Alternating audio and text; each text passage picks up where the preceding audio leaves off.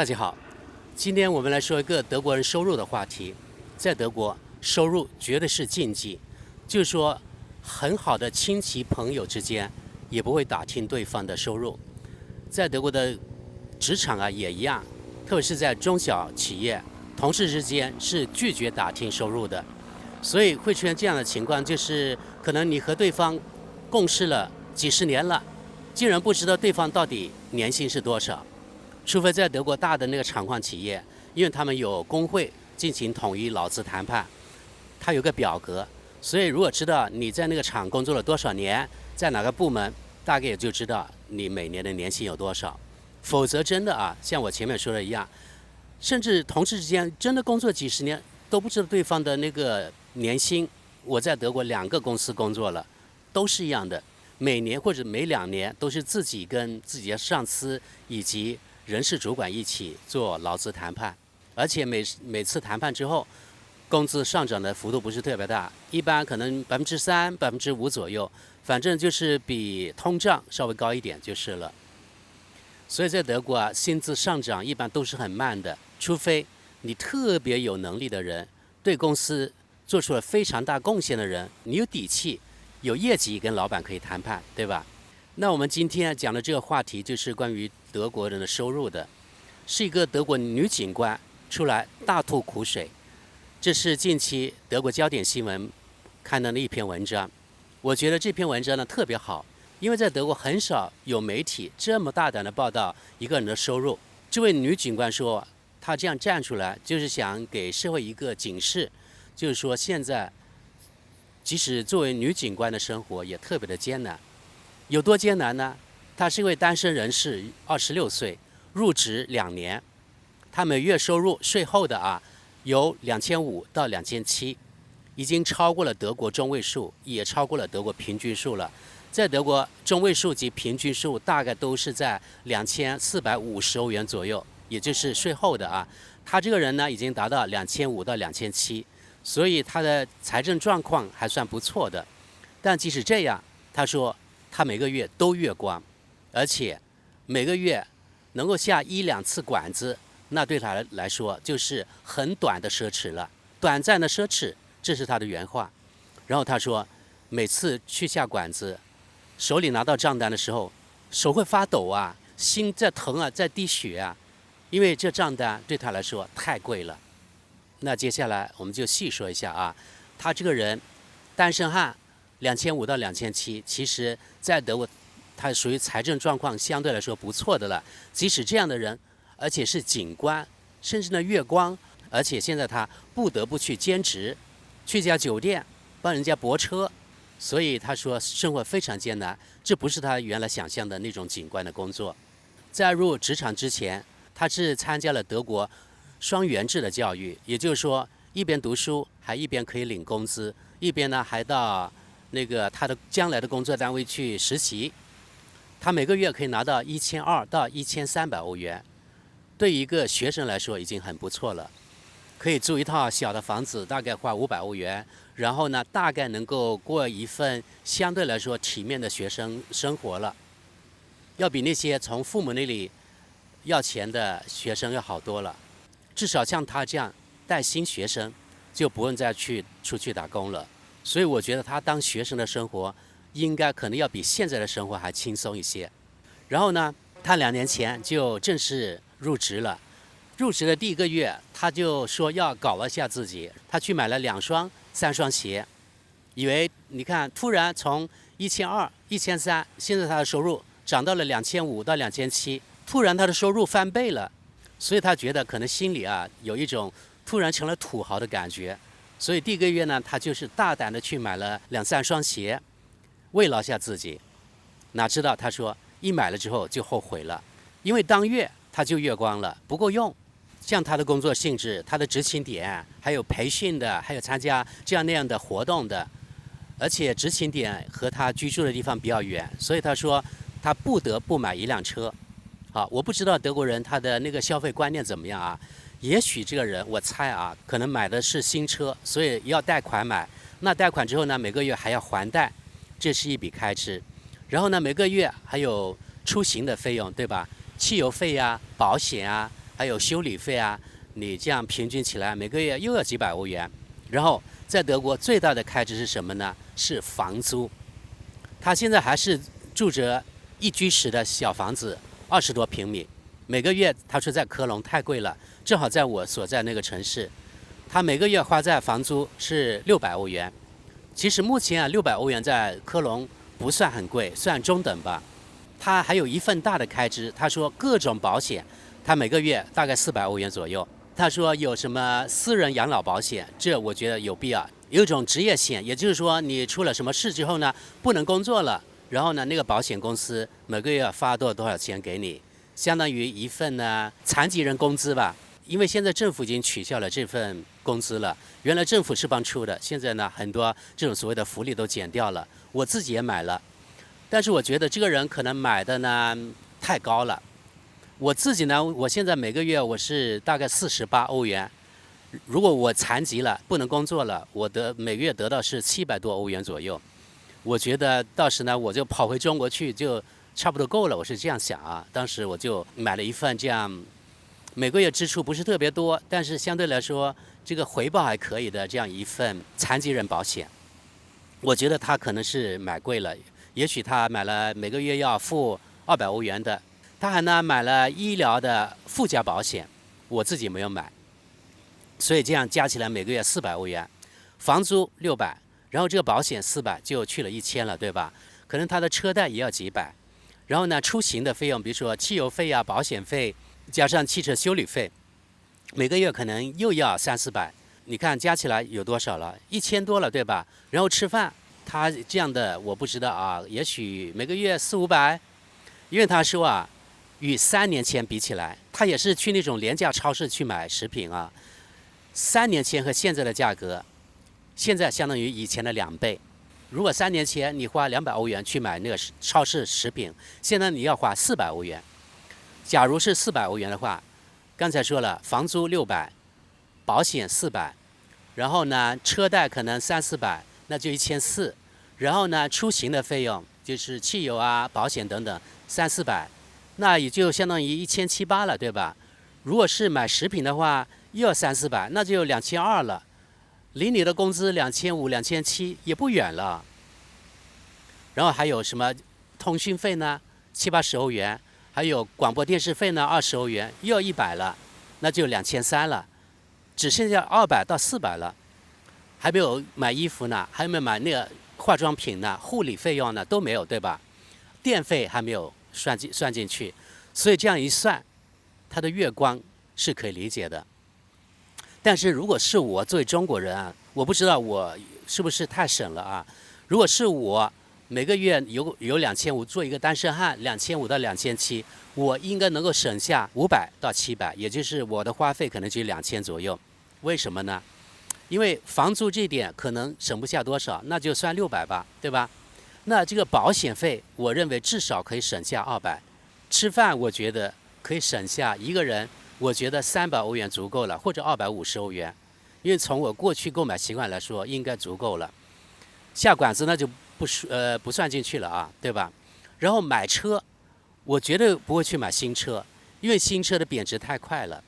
所以呢，可能买一辆二手车也可以，在德国便宜的可能2-3千欧元也可以。贵一点、稍微好一点的7-8千也有，要就算你5000吧，买个车，对吧？就不用贷款了。反正我觉得这出行的费用应该还可以省一点。另外，我觉得他还是从雇主那里有一些补助的，可能他没有算进去，这个我不知道啊。所以这样7-8的算起来啊，我觉得我一个月2000欧元在德国作为单身汉应该可以打住了。所以他说他现在有什么窘境呢？他说，现在每年出去度次假都成为一种奢望了，每个月出去吃1-2次饭，就是一种很短暂的奢侈行为。目前他已经工作2年了，还没有出去度假，因为没钱呢。另外，职业需要，他要有自己的手提电脑，他也没钱去买。所以在这里呢，我又不知道他自己的那个消费习惯怎么样啊？因为在德国有很成熟的二手市场。我的电话呀，还有我的一些电脑呀，都是从二手市场买的，还真的不错。我目前为止啊，还没有遇到过比如说我买的那个二手手机有这个技术方面的问题，没有出现过啊。二手电脑也一样，现在手提电脑便宜的100欧元左右，贵一点的最多300欧元就比较好，配置比较高了。他职业的需求肯定够了，如果花200-300欧元买一台手提电脑，所以如果他硬要花500-600-700-800欧元去买新的电脑，那只能说他这个人的这消费习惯有问题，所以超前消费了没必要。然后他说他的梦想是拥有一套大一点的房子，2居室的，就是说1房1厅的房子。目前他就是1居室，有个小厨房，有间卧室，加在一起呢20多平米。他说2居室呢现在就成了他的奢望了。注意啊，他说拥有2居室在德国是指拥有一套租的2居室，不是说他想买一套2居室的房子。像他这样月光的话，根本几乎不可能买下来。因为我觉得从他的表述来看，可能这个人呢对自己的财政管理呢能力不是很高。还有一点很搞笑的就是说，他平时呢要跟同事一起呢交流这个取暖的小妙招，就是说如何节约取暖费。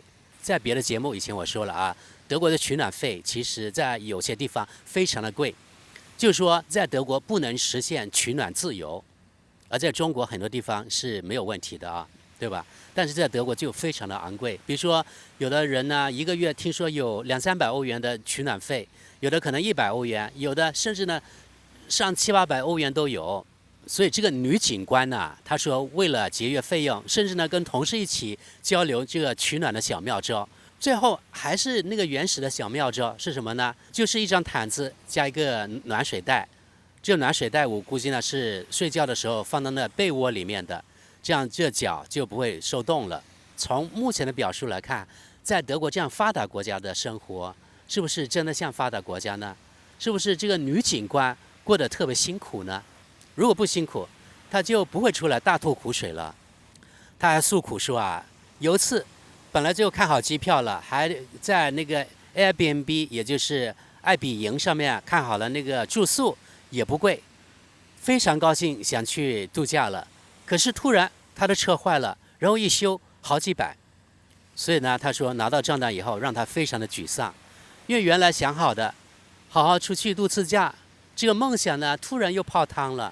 你说作为任何一个人都会感到非常的绝望，对吧？非常的沮丧。搞到现在做一个德国女警官，她要改善自己的经济状况怎么办呢？她现在跑去兼职。大家注意啊，在德国兼职你也是要报税的，也就是说到年底的时候要加到你的总收入上面。比如说你原来那个收入税本来是比如说1年5000欧元的，但是你出去兼职之后呢，你的总收入高了，那你的收入税可能会涨到6000欧元。所以最后呢，虽然你去兼职了，可是呢拿到手的可能也没有改善你多大你的财政状况。他现在每周去工作1次，每次7个小时，加上来来回回时间，那1天也过去了，对吧？每周1次，那就每个月去4天，也就是每个月休息就少了4天了。他去什么地方去兼职呢？作为警察，他去酒店去打工，去帮人家泊车。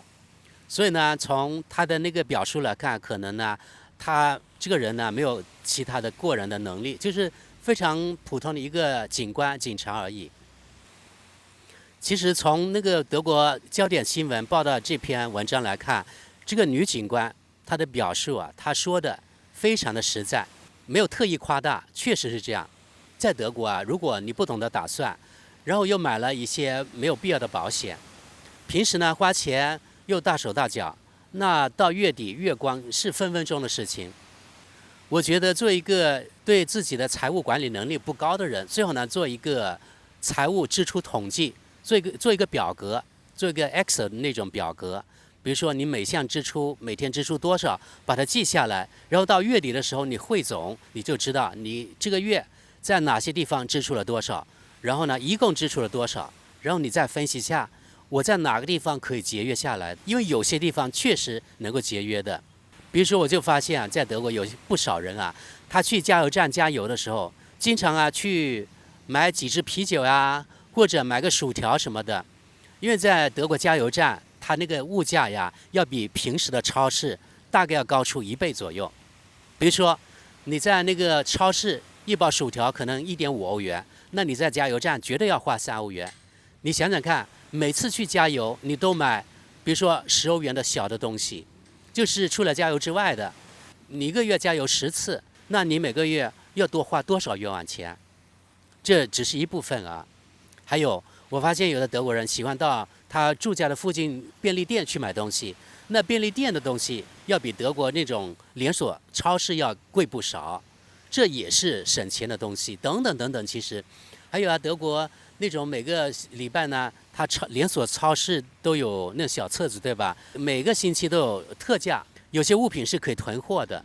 但是呢，有些人因为他不懂得这个财务管理啊，所以这是根本就不看那种小册子。